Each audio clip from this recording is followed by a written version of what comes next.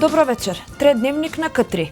Представници на Европскиот економски социјален комитет од Брисел денеска остварија средба со градоначалникот на Куманово, но и со граѓански организации и синдикати и разговараа на теми социјален диалог, владење на право и состојба со медиуми. Представници на Европскиот економски социјален комитет од Брисел денеска ја посетија општина Куманово и остварија средба со представници на локалната администрација, градоначалникот на општина Куманово, представници од граѓанското општество, невладиниот сектор, синдикатите и организациите на работодавачи. Со овие представниците од Европскиот комитет разговарале за владење на правото, антикорупцијата, социјалниот диалог, невработеноста на младите, прашања поврзани со малцинствата и слобода на медиумите. Тука тие ќе ги извршат согледувањата и ќе ги пренесат во извештајот кој ќе се подготвува за Република Македонија во октомври годинава. Ние сме представници на Европскиот економски социјален комитет, тоа е институција од Брисел и составена е од представници од граѓанското општество, невладиниот сектор, синдикатите, организациите на работодавачи. Ова е еднаш годишно доаѓаме да ги процениме какви се односите меѓу организираното граѓанско општество и владините институции, меѓутоа исто така да се огледаме работата на економскиот и социјалниот совет во земјата. Исто така одлучивме да посетиме и некои од општините со цел да ги согледаме тие односи на локално ниво и за таа цел дојдовме во посета на општината, а после оваа средба имаме средба исто така и со представници на граѓанскиот сектор. Градоначалникот на општина Куманово Зоран Дамјановски изјави дека е често Куманово е домаќин на група на Комисија за економско-социјален совет од Брисел, која има за задача да ги процени демократските процеси во Македонија. Тој додаде дека е неопходна поголема инклузија на европската заедница за процесите на демократијата, со оглед на фактот што Македонија е дел од Европа и е земја кандидат за европската интеграција. Се Куманово да прими голема група на Комисија на Социјално-економскиот совет од Брисел, кој има задача да ги процени демократските процеси во Република Македонија, пред се владење на правото, слобода на медиумите, етичките права, социјалната инклузија, синдикатите. Значи, тоа е еден широк простор за разговор. Куманово е добар пример за обсервација на пред се владењето на правото, на децентрализацијата како основен демократски столб. Представниците на Европскиот економски социјален комитет, освен со градоначалникот, остварија посета и со граѓанското општество, со невладиниот сектор, синдикатите и организациите на работодавачи.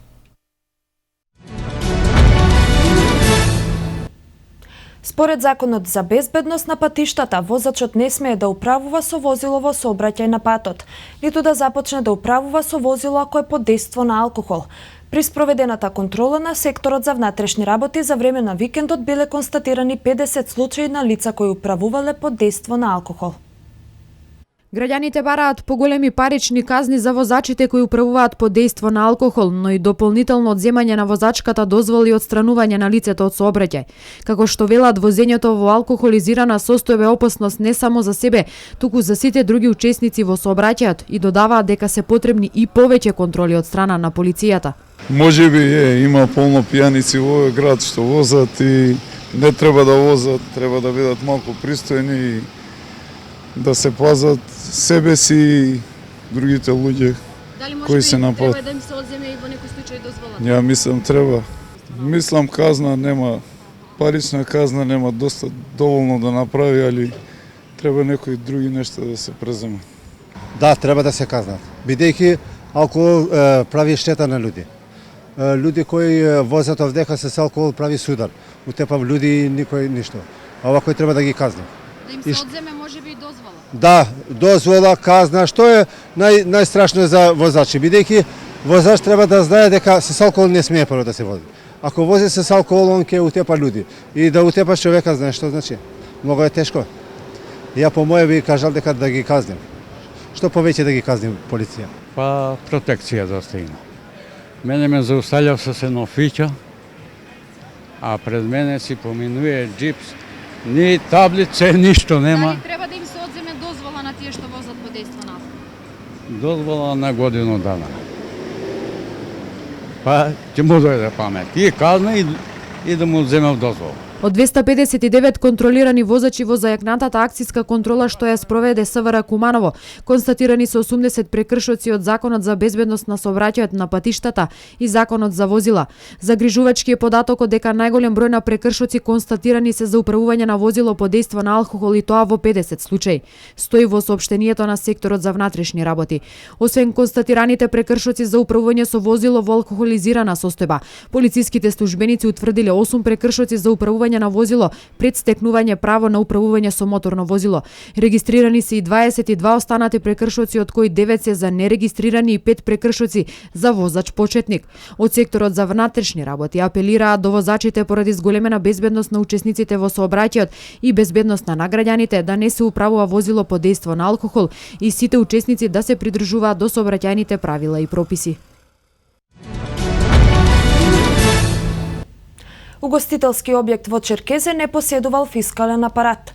СВР Куманово, Управата за јавни приходи и Државниот пазарен инспекторат спровеле акцијска контрола и му изрекле глоби за непоседување фискален апарат, за пречекорување на работно време и за пушење цигари.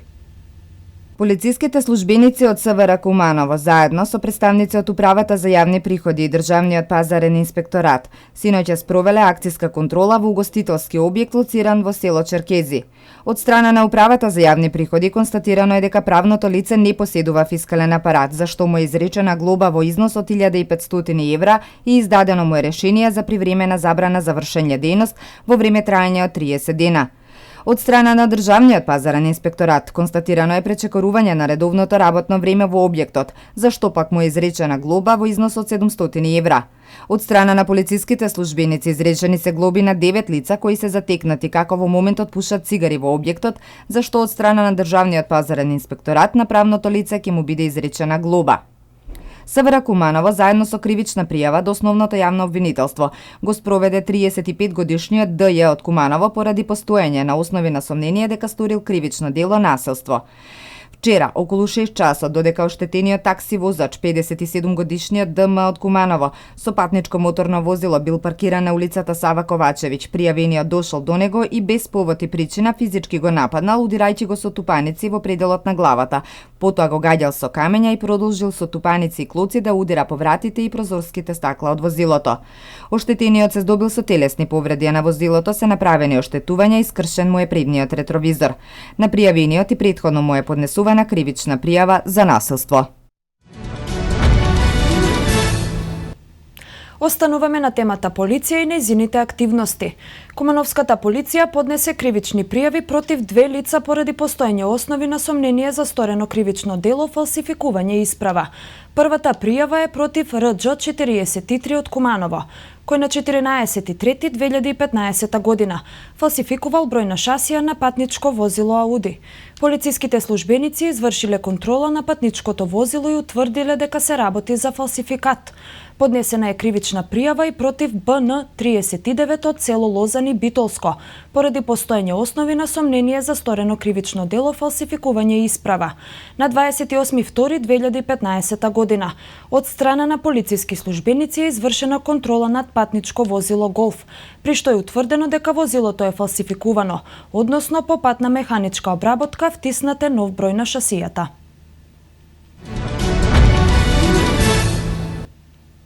Од Оделението за изградба и одржување при општина Крива Паланка информираа дека во тек е припрема за асфалтирање на околу 600 метри квадратни на улицата Лозановска во населба Лозаново. Освен тоа се работи и на асфалтирање на дел од патот кон испосницата во село Градец.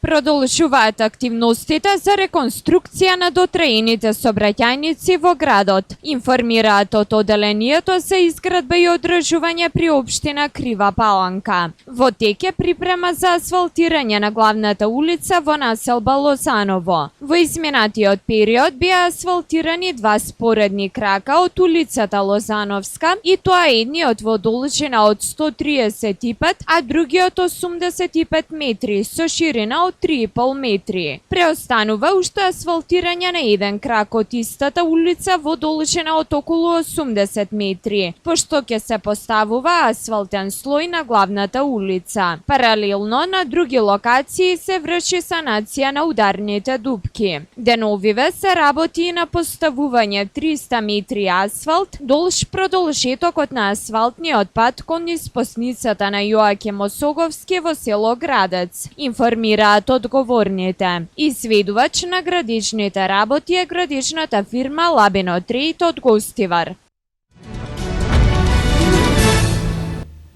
Бдење на кокински мугри е традиционална меѓународна поетска манифестација која и оваа година, како и претходните, ќе се одржи на 31 јули во организација на Сдруженијето на граѓани Друштво на писатели Куманово. Сдруженијето на граѓани Друштво на писатели Куманово, како и секоја година, така и оваа, на 31 јули организира меѓународен поетски митинг наречен Бдење на кокински мугри. На митингот се поканети членовите на сите писателски асоцијации, што се дел од Сојузот на писателски асоцијации на Македонија, чиј основач е Куманово. Како и минатата година, така и оваа година имаме околу 45 гости поети. Меѓу нив има и членови на Друштво на писатели на Македонија, од Бугарија тројца, четворица се најавија, од Србија, и да видиме, меѓутоа повеќето луѓе што сакаат да дојдат, бидејќи се случува во време на одмори и пеколните температури, некои се поколеба во врска со доаѓањето, иако изразија желба, голема желба да дојдат.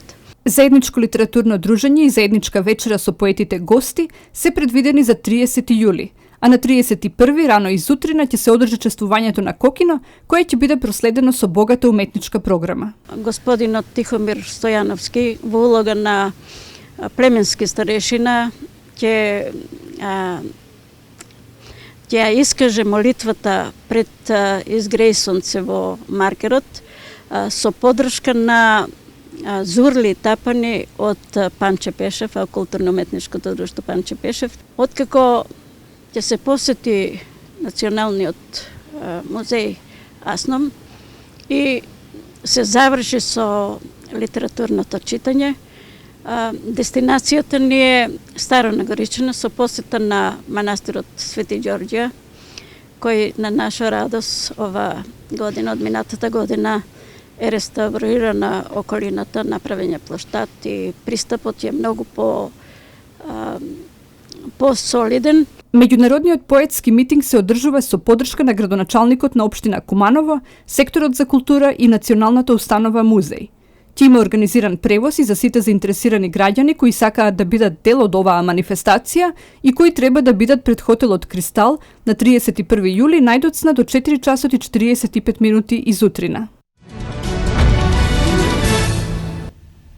Започна театарскиот фестивал Мостови во Кратово. Оваа година предвидено е фестивалот да трае 4 дена, при што ќе гостуваат 4 представи од националните театри. Главна цел на фестивалот е да се збогати културното живење на Кратово, со оглед на тоа што жителите во овој регион многу ретко имаат можност да уживаат во вакви и слични доживувања. Со представата Последните македонци во режија на Сашо Миленковски започна театарскиот фестивал Мостови во Кратово. Оваа година предвидено е фестивалот да трае 4 дена, при што ќе гостуваат 4 представи од националните театри, а како организатор се јавува Сдруженијето за афирмација на култура и уметност Коринтон од Кратово. Поради минатогодишниот успех и интерес кој го предизвика манифестацијата Денови на МНТ, каде беа одиграни 5 театарски представи, донесоа посебна возбуда кај кратовската публика и дополнително го збогатија историскиот амбиент на древниот град, беше мотив за нас оваа година да организираме ново театарско доживување во вид на национален ревијален театарски фестивал Мостови. изјави Кристина Петровска, соработник за култура во општина Кратово. Нашата главна цел е да го збогатиме културното живење на Кратово и околните места, особено во областа на драмската дејност со оглед на тоа што жителите во овој регион многу ретко имаат можност да уживаат во вакви и слични доживувања и да допринесеме во збогатување на туристичката понуда на градот, додава Петровска. Годинава фестивалот е под покровителство на Министерството за култура, а како пријател на фестивалот и оваа година е МНТ Скопје со својата техничка помош и поддршка. Ограничувањето на движењето во шумите веќе е на сила.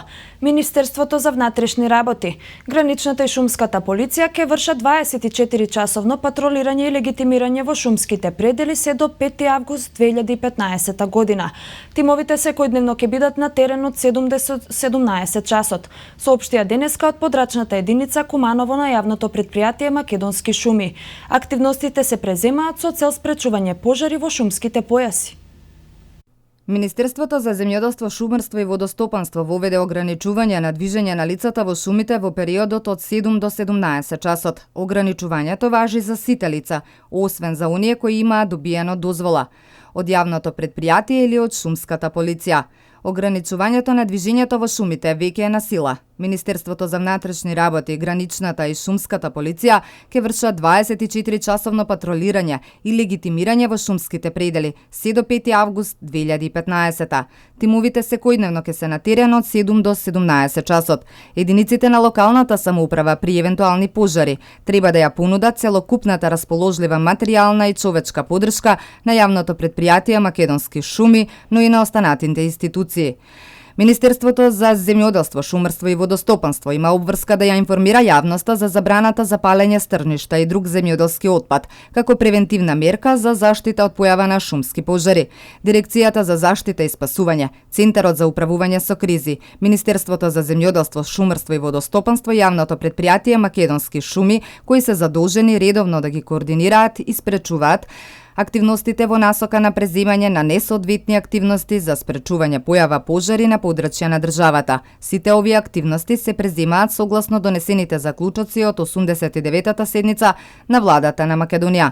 Ограничувањето не важи единствено за организирана тура, туристи за туристичко разгледување на шумите во шумскиот појас и националните паркови во Македонија, но и тогаш турата се спроведува со придружба на представници од јавното претпријатие Македонски шуми. Придонесите за хонорарците се укинуваат од 1 август 2015 година. Ваквото решение владата го предложи откако анализите покажаа дека неколку мерки што во меѓувреме ги спроведе, ги исцрпеа ефектите што требаше да се постигнат. На синоќешната седница на владата се донесени сет закони со кои од 1 август 2015 година се укинува плаќањето на придонеси за договорите на дело и авторските договори, како и за сличниот тип на договори. Оваа мерка и измените во законот кои што беа претходно направени беа во функција на возможување на лицата кои што се на договори на дело, авторски договори и други слични типови на договори да може да плаќаат придонеси со тоа да ги имаат решено прашањата на користење на здравствените услуги. Исто така со платата на придонесите да имаат можност да користат пензија и да им се зголеми нивото на пензијата, објасни министерот за финансии Зоран Ставрески. Укинувањето на плаќањето на придонесите на хонорарците, додаде тој, се прави од причина што со други мерки кои ги донесе владата на Република Македонија се исцрпе ефектите кои што беше предвидено да се постигнат. Во последните 3 месеци се реализира проектот Македонија вработува, каде што имаме мерка која што возможува ослободување во период од 1 до 5 години од плаќањето на придонеси на лица кои што ќе бидат вработени во приватниот сектор. Со тоа практично околу 4000 лица во Република Македонија веќе си имаат стекнато со статус редовен работен однос и за истите се плаќаат придонесите за пензиско и за здравствено осигурување, додаде Ставревски. Другиот закон со кој што реши добар дел од проблемот на лицата кои што порано беа ангажирани на договор на дело и авторски договори од сегментот на трансформација на работниот однос во рамките на јавниот сектор. Со тоа лицата кои што долги години биле ангажирани на договори на дело и слични типови на договор, работниот однос им се трансформираше во редовен работен однос. Со ова владата излегува во пресрет на барањата кои што беа изразени во јавноста, бидејќи намерата, како што подлече Ставрески, е да се помогне во делот на регулирање на правата на работен однос и исто така се овозможи сите лица да имаат равноправен статус. До 4 август ќе продолжат да важат донесените препораки за ослободување од работни обврски на бремените жени и хронично болните лица на возраст над 60 години, како и препораките да се избегнува вршење градежни активности на отворено во периодот од 12 до 17 часот, соопшти Министерството за здравство. Продолжувањето на препораките кои важа и минатата недела од 22 до 28 јули е поради најавата на метеоалармот на Управата за хидрометеоролошки работи, дека до крајот на неделава ќе продолжат високите температури над 40 степени. Министерството наведува дека во престојниот период континуирано ќе се следи состојбата и ќе се преземаат соодветни мерки според временски состојби. Министерството за здравство подсетува на општите препораки за заштита од високите температури согласно акцискиот план за заштита од топлотни бранови. Во текот на екстремно топлите денови се препорачува престој во затворени климатизирани простории, а при неопходен престој на отворено да се овозможат почести одмори под сенка. Да се носи светла и лесна облека, а при директна изложеност на сонце и заштитни очила и капа. При сончање се препорачува да се користи крем со висок заштитен фактор. Да се внесува помало количество храна, претежно овошје и зеленчук, а помалку масна храна. Да се внесуваат големи количества течности, најдобро обична вода, а да се избегнуваат алкохолните пијалаци. При влегување во возило потребно е одреден период да се проветри возилото. Хронично болните лица треба редовно да ја земат пропишаната терапија во консултација со матичните лекари. Поради високите температури и зголемената можност за појава на труење со храна и цревни заразни заболувања се препорачува задолжително миење на земјоделско-градинарските производи, свеж зеленчук и овошје пред нивна употреба, како и термичка подготовка на храната и нејзино конзумирање во многу куст рок по подготовката, доколку тоа не се направи, подготвената храна да се стави во фрижидер на плюс 8 степени, а пред употреба да се загрее на плюс 100 степени. Се препорачува да се избегне конзумирање производи кои не се термички обработени, како мајонези од домашни јајца, а внимателно да се конзумира сладолед и разни кремови.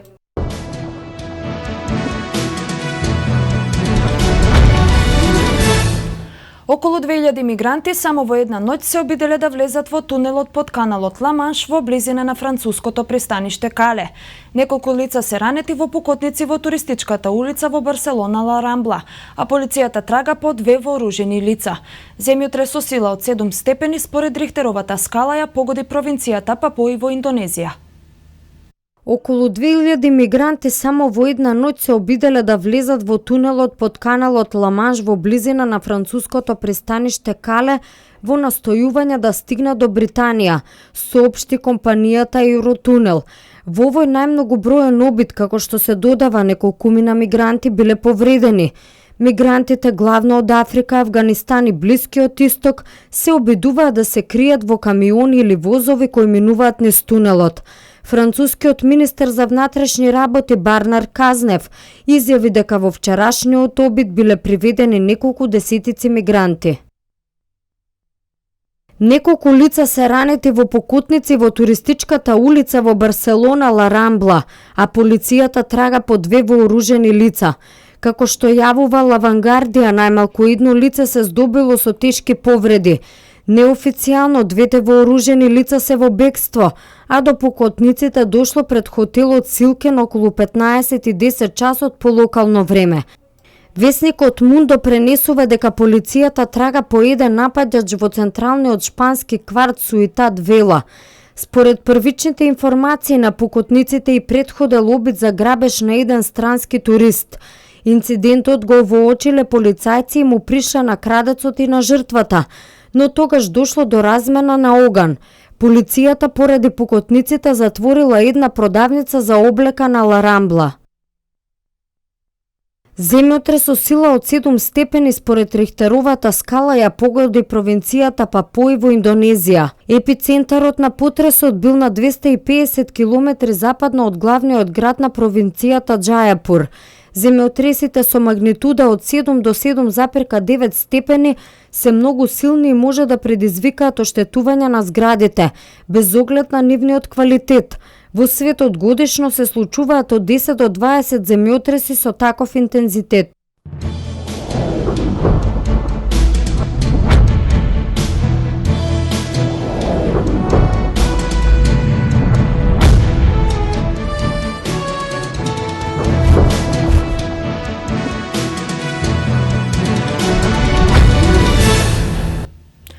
Фудбалерите на Работнички во четврток ќе се соочат со најголемиот предизвик во Лига Европа.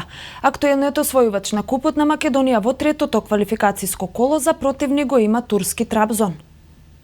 Фудбалерите на Работнички по Флора и Елгава во четврток ќе се соочат со најголемиот предизвик во Лига Европа. Актуелниот освојувач на Купот на Македонија во третото квалификацијско коло за противник го има турски Трабзон. Трабзон е шесткратен шампион на Турција. Во овој тим игра добро познати фудбалски имиња, но од таборот на Работнички не се плашат од името и квалитетот на противникот и најавуваат игра на победа. Ќе ни биде чест да се надигруваме со Трабзон, но не мислам ние во надпреварот да бидеме само учесници. Туку ќе барам од играчите да одиграат на што е можно повисоко ниво и да се обидеме да оствариме што е можно подобар резултат. Верувајте, нема ништо да смениме во нашиот стил на игра, кој го негуваме веќе 2 години. Ќе имаме офанзивен пристап, ќе играме на гол повеќе. Многу ми напред вакви надпревари се служат со фразата дека на ваков меч нема што да се загуби. Но јас не се согласувам со тоа, имам друга девиза дека ова е надпревар од кој можеме многу да добиеме, рече на пресконференцијата шефот на стручниот штаб на Работнички Игор Ангеловски. Надпреварот во четвртокот ќе се игра на Филип II и ќе започне во 20 часот. Мигел Ерера заработи отказ од селекторската функција во Мексико. И тоа само неколку дена откако оваа репрезентација го освои Голд купот со триумфот во финалето над Јамајка. Артуро Видали официјално е нов член на Бајерн Минхен, откако баварскиот гигант го официјализираше неговиот трансфер од редовите на Јувентус. Мигел Ерера заработи отказ од селекторската функција во Мексико. И тоа само неколку дена откако оваа репрезентација го освои Голд купот со триумфот во финалето над Јамајка. Отказот на Ерера доаѓа откако мексиканскиот кормилар, кој важи за крајно контроверзна личност, беше обвинет дека го удрил новинарот Кристијан Мартиноли на аеродромот во Филаделфија пред тргнувањето назад кон Мексико по освоената титула. Представниците на Фудбалската федерација на оваа земја спроведоа внатрешна истрага за случајот, а откако обвиненијата на новинарот беа потврдени и од дел на репрезентативците кои сведочеле на немилиот настан, била донесена одлуката на Ерера да му биде врачен отказ од функцијата. Мартиноли важи за еден од најголемите критичари на Ерера, новинар што многу често говореше против методите на работа на овој стручњак.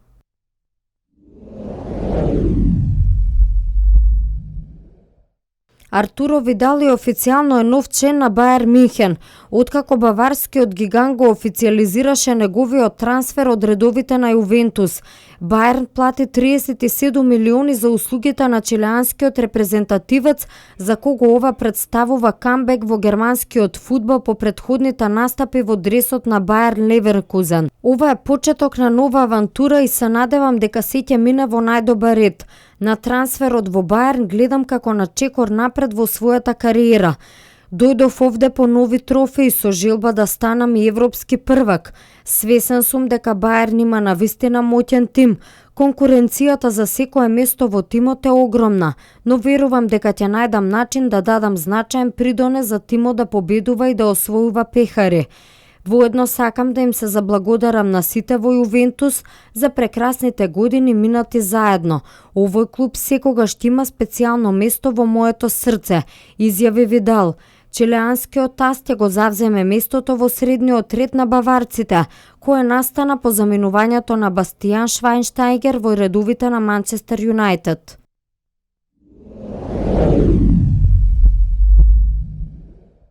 Мишел Платини официјално го потврди она што се шпекулираше веќе известно време, дека актуелниот председател на УЕФА ќе се кандидира за нов предводник на Светската фудбалска федерација ФИФА. Актуелниот председател Сеп Блатер поради низата скандали е принуден да се повлече од функцијата, а новите избори се закажани на 26 февруари. Заинтересираните лица имаат рок до 26 октомври да ги поднесат своите кандидатури, а Платини добил знаци на поддршка од 4 континентални конфедерации.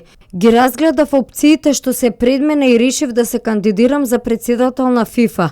Сметам дека ова организација треба да сврти нов лист и се чувствувам способен да ја предводам во тој сериозен предизвик, изјави Платини.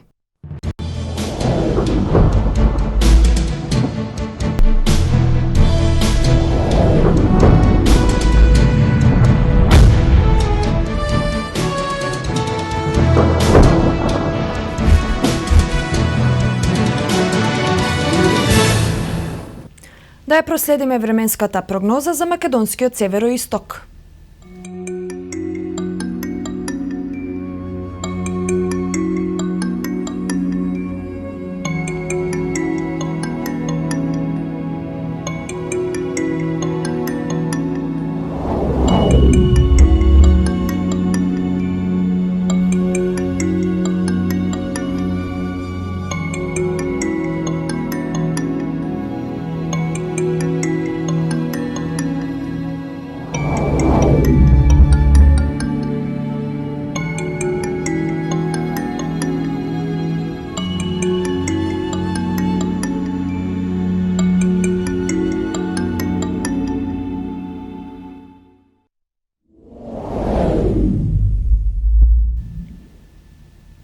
Ви благодарам што бевте со нас. Останете на програмата на К3. Пријатна вечер.